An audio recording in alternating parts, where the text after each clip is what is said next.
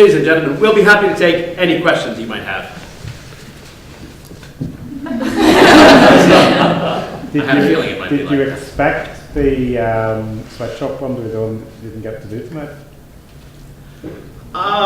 We kind of figured it was between the bank scene and the sweatshop scene.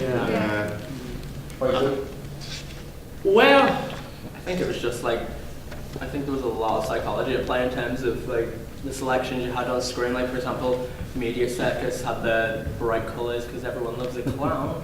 And media. Yeah. Thank you. You weren't trying to confront us with our own selfishness. we were taking bets on what the order of scenes was going to be backstage. Yeah, we all let down what drinking. But we weren't. The first two were kind of easy to guess. After that, it got a little more difficult, but it wasn't too hard. We know you. Do you think how you placed them made a difference? On the slide. Yeah. No, because my theory was that Media Circus is #1 on the slide, so everyone's going to be like, yeah, I'm not going for #1 first. Let's try and be original. But then it came up, so I was like, wow. How did you find out what scene was coming on? Was it just the music on the? I love the music? stage manager. Technology. When it wasn't really stressful though. Suddenly going, I don't know what to wear, standing in your boxers going, what's next? Well, maybe that was just you. Are you using the audience response system to record our responses night by night? We are. I don't know that we're going to get all that much out of it because we only have 4 nights, and so any data we get is not really going to be. Should you tell us that before we come in? Well, you know, you got to figure we're using it for something, yeah. I think you're as bad as Facebook, Dr. Advertisers are people too, as are theater people. Any content-based questions? Did you find the show biased in any way? Do you think it was fair? I thought it was unbiased. Good. Excellent. Okay, we're going for it. We tried. Was everything based on like real things, like the bank issue and the loans? Like I seen it like wee small print, like. Yeah, I mean everything were real facts. I suppose the one argument that could be made about it, I was primarily responsible for that one. People would argue that it's not as much of an issue of rich and poor as I made it. That if you had less resources but a perfect credit rating, you would not necessarily be penalized for that. And that's true, but I kind of feel about that it's much easier to have a perfect credit rating if you have much more in the way of resources. And so even if that is technically true, on balance in the real world, it doesn't really matter because it ends up being that way to a certain extent anyway. You sort of hinted at a point which I think is shocking to a lot of people, which you might want to bring out more, that if you haven't been borrowing, it's hard That's true. to get Yeah. around. Yeah. Because I mean, you make the point that Donald's character's paid off his van using his life savings. Yes. And that actually disadvantages them, and Yes. I think a lot of people aren't aware of. Yeah, you're absolutely right. One of the things on that one, and having worked in the enterprise sector as a business advisor, he said that he would have had the option to go in for a soft loan and work through one of the enterprise centres, which is at a lower rate, which Because is of there business. specifically for people who can't actually access or have high rates in banks. Yeah. That was just More fool him for not shopping. You were supposed to be screaming at I shouldn't have let on, you know. But strangely, the bank aren't the people who are going to tell you that. So, I thought it was terrifically well researched. I mean, did you all take part in the research process? So? Yes. But for each of your scenes, I mean, for each of the directors for their own scenes did the vast majority of their own research. I mean, I chipped in facts here and there for your scenes, but I mean, for mine too, I did mine. That goes back to Murray's question as well, in that just because I think you asked about if they were factual, if they were factual or not. They were to an extent, but there was a lot of fictitious stuff it added to it afterwards, just to sort of heighten that reality and make it a little more extreme than it would have been in like an everyday circumstance. See the end scene with the rioters? Yeah. Was there sentences? Was that fact or? The fact of the sentence, the time that they were sent to prison is all true. A couple of those, and I had meant actually to say in the slides what was true. For two of them, the words that were said were the sentences the judges read out. For one of them, I couldn't find an actual words the judge said, so that was the first one. But the rest were actually things the judge said for the rioters. Yeah. I'm keen to know what the students in the audience made of the university one. Yeah. Very true. University is all about.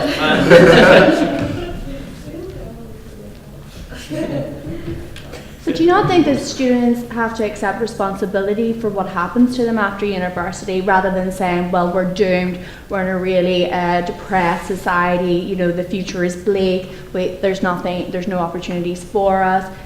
Well, the thing about that is it hasn't happened to us yet, so we can't really chip in there. But, you know, we tried to do it to an extent where they tried to get themselves out there, like with their internships and stuff like that, and then when that fell through, they were just kind of like, oh, we're stuck, and that's when it all kind of just went. Why didn't they have a dig at the theology students? I'll tell you one funny thing about some of the facts in that scene, the internship stuff. We did that in the scene. It was only after we put that into the scene that then I was doing more research and I found out those facts about these internships becoming never-ending, unpaid, free labor for banks and such. So that was actually a happy accident there. That ended up being true. But no, we haven't answered Katrina's question yet. But I guess I'm probably not really in a position to answer that question because I'm not a student. But I mean, there are going to be a whole lot of people out there who did perfectly well in university and find it very, very difficult. Now, I mean, probably things will change. I think to an extent as well, that's what we were playing on with Brian's character when he was he actually managed to get a job. It wasn't all doom and gloom for him because he seemed quite happy in his job. It was sort of the contrast between Laura, who was doing a real degree, and Brian, who was doing a degree which is considered a popular one, but obviously it's too popular and it's oversubscribed every year. So it was that sort of drawing the contrast between one of them getting the job and one of them not. Do you think? So despite the fact that his degree didn't actually lead to his job, it was sort of the contrast of the fact that you can get a job even if it's not degree based, which is still a sort of dismal thought we wanted to play with it. Yeah, there was sort of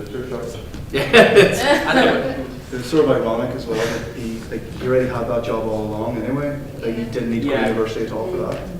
One of the problems with I think that because of the lack of jobs as well, it's more of a problem. It's not necessarily a thing anymore if you actually have a university degree. It's more of a thing if you don't have a university degree. So in that sense, I think the scene also reflected the need to just a university degree is more just being on par with everyone else rather than a thing anymore. It's like a necessity now. There are no other options. That's why we explored the thing of why each character was going to university, because I was going and studying what I was studying because my parents said I was going to get a job out of it, whereas James was studying philosophy because that's what he wanted to do and he didn't care if he wasn't going to get a job out of it, but that's what he thought university was about, you know. It's like a university of life kind of thing, but that's what he wanted to do. Most people just go to university really because they feel like everyone goes to university. That's just the thing which people do. I do feel bound to say, as one of Dr. Tara's colleagues, that I have seen 8 of our drama graduates in the last week performing professionally on stage in Belfast. Our jobs out there.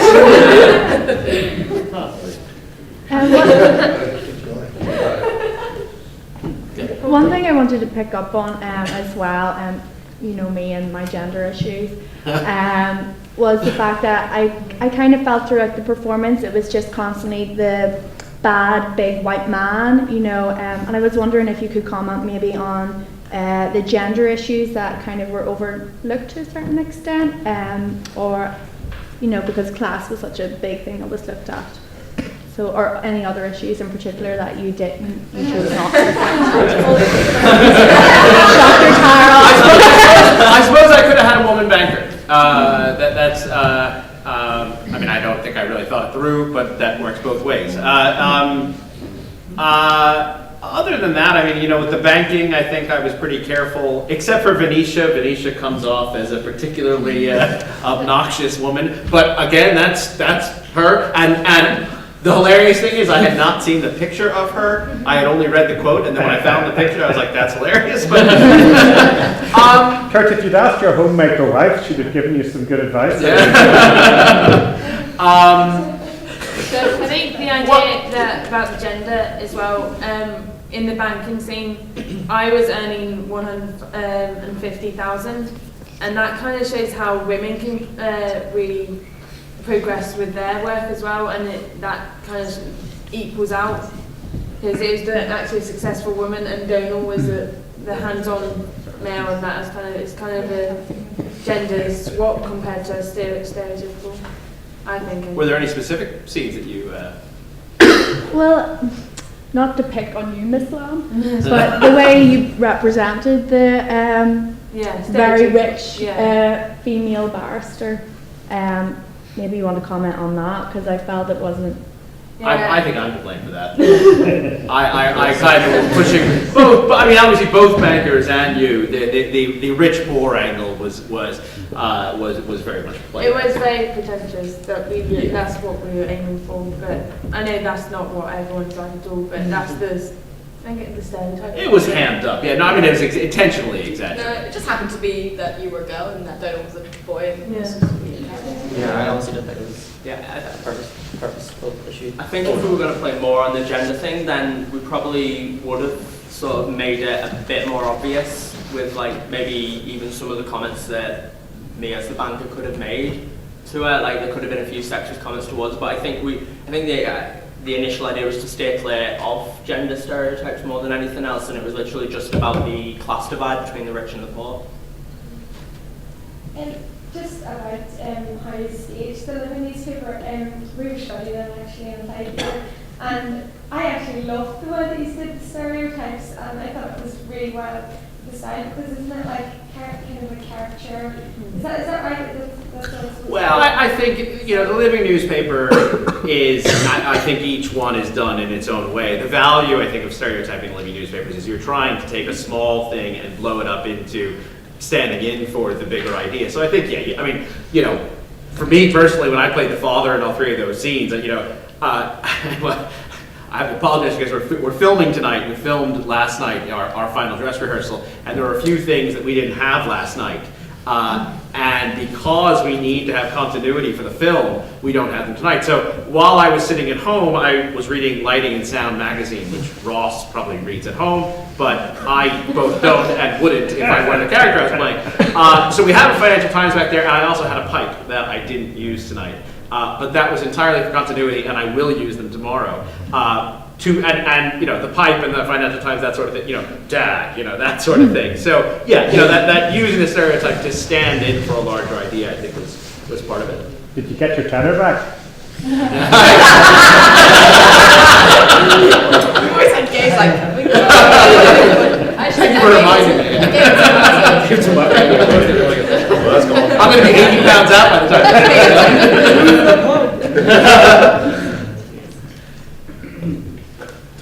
Anything else?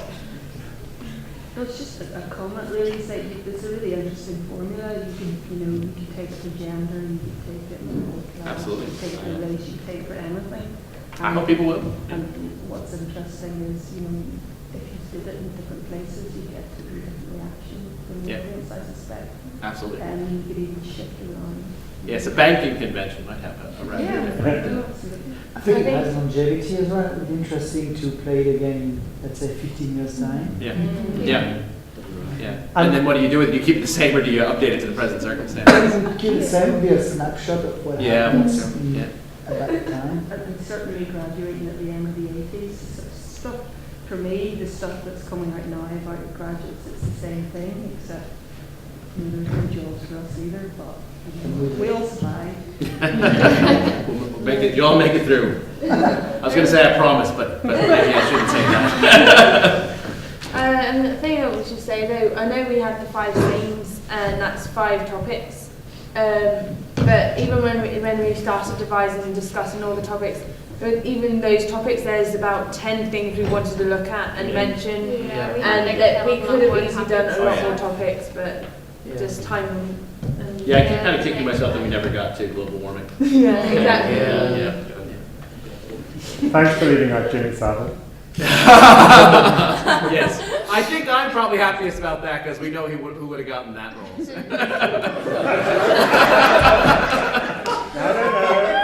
Yeah, I'm pretty sure that's still too soon.